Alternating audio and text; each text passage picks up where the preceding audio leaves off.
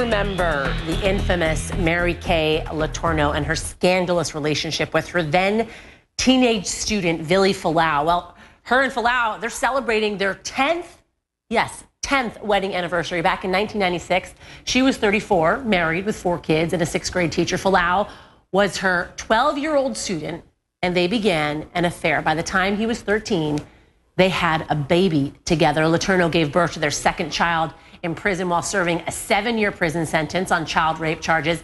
ABC's Barbara Walters recently sat down with the couple, and Letourneau shared her plans to get removed from the sex offender list. Take a listen. You know, one of the things that amazed me was that because of your relationship, you are a registered sex offender. Even as I say that, I'm shocked myself. Does this affect your life now in any way?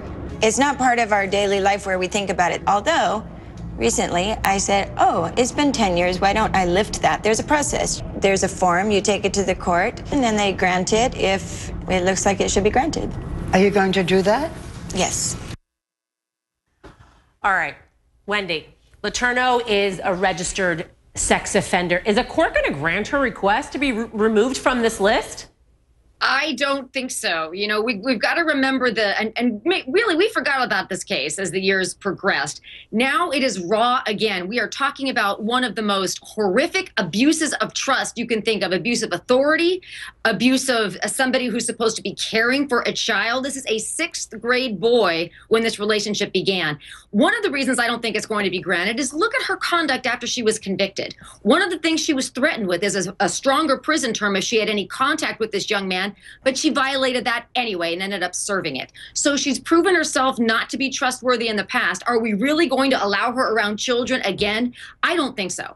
Joey, I know you can do this because you are the great defense attorney that you are. Let's say Mary Kay Letourneau is your client. You're going to court and she wants you to lift her off that sex offender list. What are you going to do? How are you going to do it?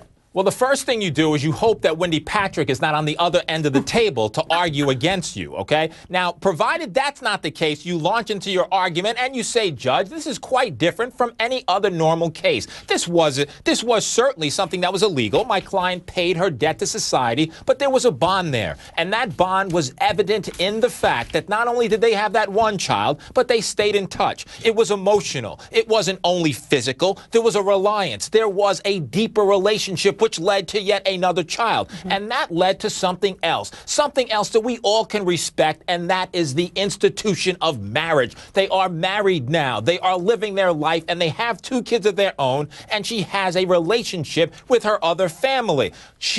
My client wants to move on in peace and dignity. That debt having been repaid, allow her to move forward with her life, having recognized her mistake, and having the ability to do what she loves and to do what she was good at, save for this error in judgment and mistake, and that is to assist and help other people. So allow her to get that license, Your Honor. So basically, wow. So basically, I have to say, I'm a little convinced. Basically, you're saying because they stuck it out, because they got married, you know, they've been together for this long, maybe it looks like, you know, she should be taken off this sex offender list. I have a tweet from someone online, Wendy, and they say, if this was a male teacher and a female student, we wouldn't even be having this conversation. You know, I'm sure that's true, Yasmin. And I got to point out, you know, and I'd never want to see Joey on the other side of one of my cases either. He's very, very good.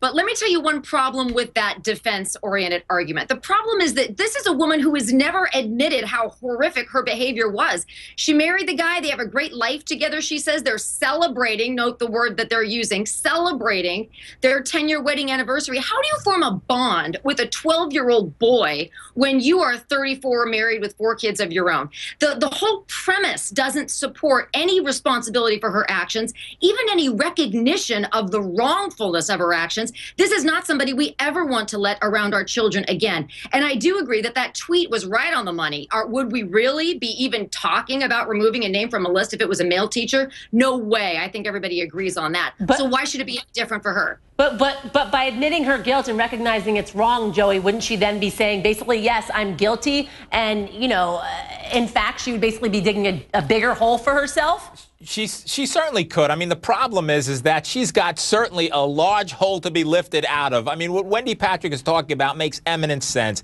It absolutely is an uphill battle for her to do, but that's what the defense will argue. They will bring it back to the fact that this was just not some, a fling that she had. There apparently was some stronger, larger bond, and it led to beautiful children. It led to a marriage. It led to a glorious life. Allow her an extra time, an extra chance to move forward and to do what she loves. Hard argument to make, Yasmin, but the only argument she can. Between a 34-year-old and a 12-year-old.